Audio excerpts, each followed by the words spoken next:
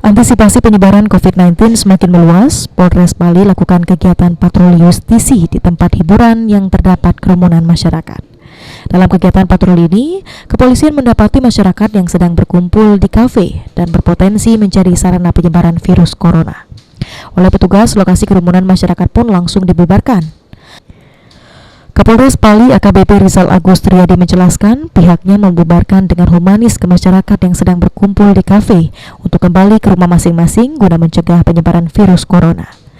Bubar kegiatan kalian duduk-duduk sini, lebih baik kita ke rumah masing-masing karena kalian tahu sendiri bahwa COVID sekarang ini sedang naik gratis di Kabupaten Bali ini. Setiap hari ada pemakaman COVID.